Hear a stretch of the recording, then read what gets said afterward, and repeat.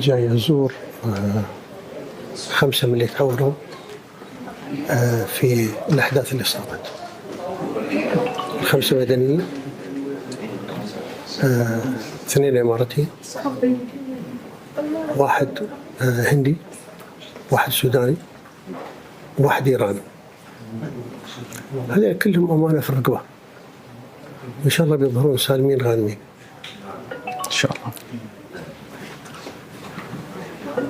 الشيء الثاني اللي أريد أقوله هو أن الإمارات بخير، فيها من الناس المخلصين اللي الواحد يتشرف أن ينتمي لهذه الدولة. صحيح. أريد أشكر المؤسسة العسكرية على دورها، واجبها ودورها المميز اللي طلعت فيه في أثناء هذه الحرب.